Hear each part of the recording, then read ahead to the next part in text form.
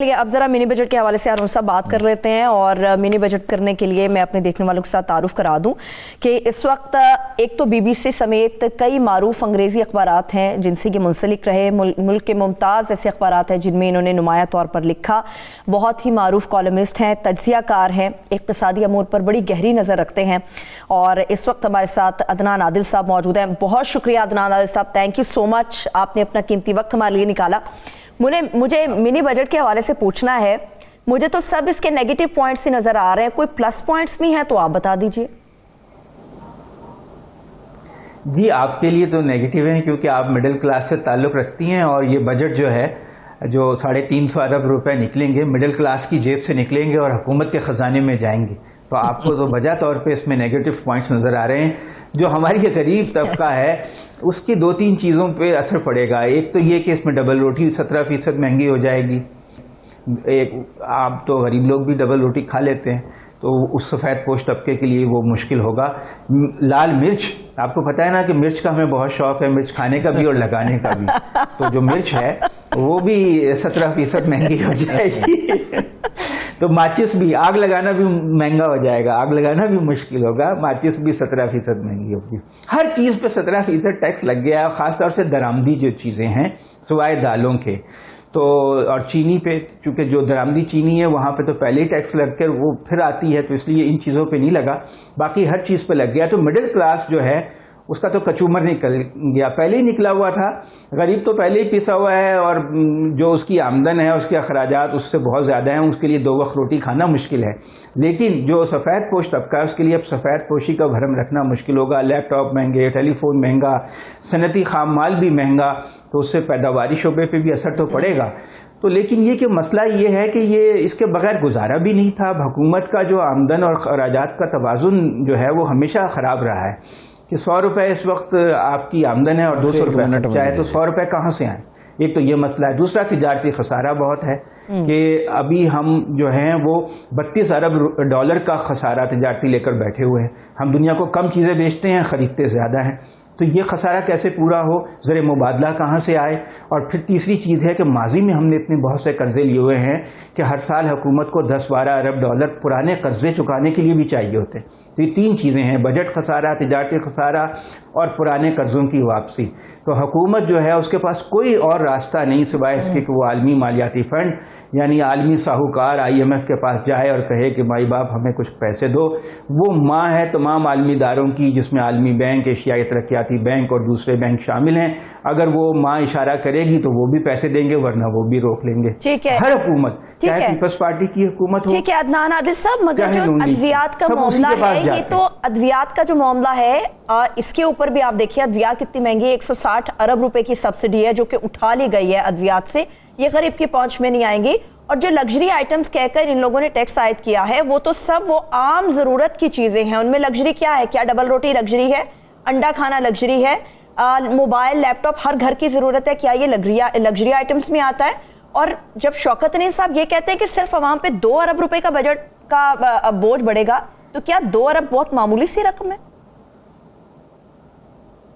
نہیں، 2 ارب تو معمولی نہیں ہے، 22 کروڑ پہ تو 2 ارب کم ہو جاتی ہے، مگر مسئلہ یہ کہ 365 ارب کے تو ٹیکس ایگزمپشن ختم کیے، یعنی نئے ٹیکس ہی لگائے نا، وہ ٹیکس ایگزمپشن ختم کی اور 2 ارب کے نئے ٹیکس لگائے، تو 2 ارب والی بات تو غلط ہے۔ سفید پوش طبقہ اور لوور مڈل کلاس اس سے بہت زیادہ ہرٹ ہوگی، ان کی قوت خرید پہلے ہی 3 سالوں میں آدھی رہ چکی ہے، اور اب 10-15% اور کم ہو جائے گی قوت خرید۔ یہ پیسہ عوام کی جیب سے نکل کر حکومت کے پاس جائے گا، حکومت ظاہر ہے کہ اپنے اخراجات پورا کرے گی، لیکن یہ کہ یہ پاکستان کی معیشت اس طرح پروان چڑھائی گئی ہے کہ اس کے بغیر گزارا ہی نہیں ہے۔ اب لیکن عدنان عادل صاحب بہت ہی ضروری یہ ہے کہ ٹیکس اصلاحات کی جائے، ٹیکس کے نظام کو بہتر کیا جائے۔ بہت شکریہ، تھینک یو سو مچ آپ کے وقت کا۔ ہارون صاحب میرے پاس آخری 1 منٹ۔ گزارے یہ ہے، ہارون خواجہ صاحب ایک صاحب ہیں جی، انہوں نے ایک منصوبہ پیش کیا، اور منصوبے میں پہلی کنٹریبیوشن انہوں نے خود کر دی۔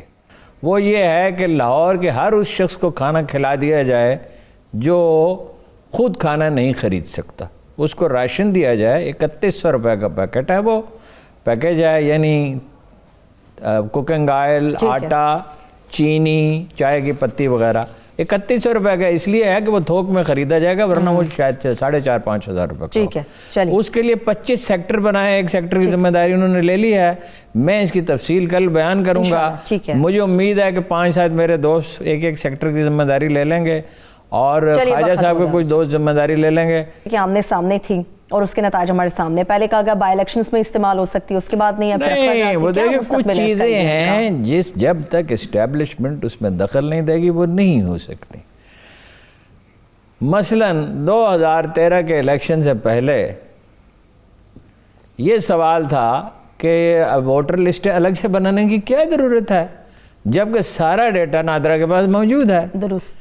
एक शाम इस्टेब्लिशमेंट का एक नुमाइंदा अपने गाड़ी में बैठा तन्हा अपने ड्राइवर के साथ नादरा के दफ्तर में गया और उसने जाके कहा आप ये काम कर सकते हैं? उन्होंने कहा कर सकते हैं। एक जायज़ काम था तो उसमें उसने कहा इसमें क्या एतराज़ है। अच्छा। जनरल शुजा पाशा गए, गालिबन तारक मलिक साहब थे, उन्होंने कहा हाँ तो बाहर आदमी को वोट का हक है और डेटा हमारे पास है। तो एक मीटिंग में फैसला हो गया। ईवीएम मशीन पे इत्तेफाक, हालांकि ईवीएम मशीन में कोई ख़राबी नहीं है, ईवीएम मशीन से तो धांधली रुकेगी, बढ़ेगी नहीं, क्योंकि मशीन से तो पर्ची निकाली जा सकती है। जहाँ जहाँ ये मशीन इस्तेमाल दुनिया में हुई है वहाँ धांधली कम हुई है या बराए नाम, बल्कि न होने के बराबर। अब वो किसी को ब्राइब करके कोई वोट ले रहा है तो वो तो ईवीएम मशीन हो या ना हो, उसने वोट खरीदे हुए वो दे देगा। उसमें इस्टेब्लिशमेंट को दाखिलत करनी होगी, लेकिन वो करेगी मेरे ख्याल में, इसलिए कि वो जब उनको ब्रीफ किया जाएगा और ज़मानत दी जाएगी कि धांधली नहीं होगी। और मेरा ख्याल है कि आइंदा इलेक्शन बहुत फेयर होंगे, शायद पाकिस्तान के 1970 के बाद पहले फेयर इलेक्शन होंगे।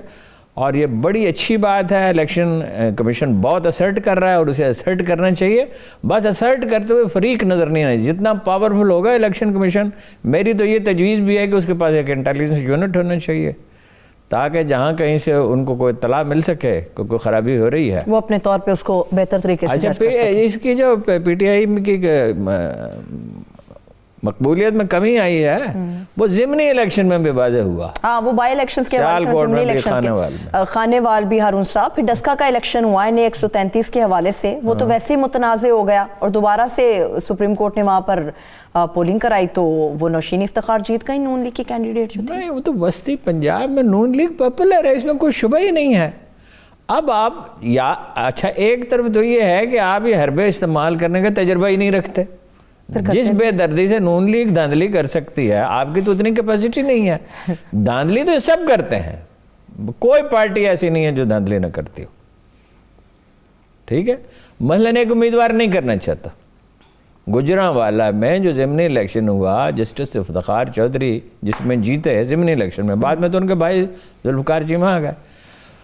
इफ्तिखार चीमा के बारे में चीफ जस्टिस इफ्तिखार चौधरी ने कहा था मैं अपनी दयानत की कसम नहीं खाता, लेकिन इफ्तिखार चौधरी की दयानत की कसम खा सकता हूँ, और सब जो उन्हें जानते हैं। अब उसमें भी धांधली हुई, मैं उनके पास गया, उनसे मिला। अच्छा। मैंने कहा धांधली हुई है, उन्होंने कहा हमने नहीं की। मैंने कहा आपने नहीं की, हमजा ने की ना। 5000 चिटें तकसीम की गई हैं, 4000, जिसमें उनसे वादा किया गया कि भाई आपको वजीफा दिया जाएगा। वजीफा वगैरह किसने देना था? यानी उम्मीदवार अगर नहीं भी चाहता और बिल्कुल साफ सुथरा आदमी है और डिटर्मिंड है बेईमानी न करने पे, यानी इफ्तिखार चीमा जैसे तो चंद ही आदमी होंगे मुल्क में जिनकी दयानतदारी की हर जानने वाला कसम खा सकता है। तीनों भाई, जुल्फ़िकार चीमा भी, निसार चीमा भी, इफ्तिखार चीमा। अच्छा, मगर पार्टी तो करेगी ना धांधली। सही है। तो वो अभी देखा नहीं था हारून साहब, अभी एक वीडियो आई हुई थी, अभी तो वजीफा साथ हाथ के हाथ दे रहे थे, 2-2 हज़ार रुपए हलफनामे पे दस्तखत करा रहे थे, कुरान उधर अपने ले रहे थे। वो जो हैं क्या नाम है उनका, पख्तूनख्वा में जो 8-10 हज़ार वोटर हर कहीं ले जा सकते हैं और पैसे देते हैं, क्या जिन्हें भाई बनाया था अपना जनरल मुशर्रफ ने, अपना पिस्तौल भी दिया, अमीर मकाम साहब की अमीर मकाम साहब। वो तो इलेक्शन तो होते, देखिए सियासी पार्टियां भी तो धांधली करती हैं। जो मर्द है वो पूरे माशरे का है, वो किसी एक ग्रुप ऑफ पीपल का नहीं है। असल बहरान अखलाकी है, यानी कोई दयानतदारी से नहीं करना चाहता। अब भाई अल्लाह के बंदों की सादा सी बात है, एक मोहल्ले में 4 दुकानें होती हैं, या 10 या 20 या 50, उसमें से एक दुकानदार के बारे में लोग जानते हैं कि ये बेईमानी नहीं करता, یہ پسی ہوئی دالوں میں ہلدی ڈال کے، خراب دالوں میں اس کا بیسن نہیں بناتا تو اس کی بکری تو دوسروں سے زیادہ ہوتی ہے۔ جب یہ اسٹیبلش ہو جاتا ہے، ایک پیٹرول پمپ اسٹیبلش ہو جاتا ہے کہ بھائی یہ بالکل گڑبڑ نہیں کرتے، ماپ تول میں کسی چیز میں مٹی کا تیل نہیں ملاتے، تو لوگ 10-15 کلومیٹر فاصلے سے جا کے وہاں پیٹرول ڈلواتے ہیں۔ فل کرا لیتے ہیں۔ بھائی تمہارے سامنے قائد اعظم کی مثال ہے،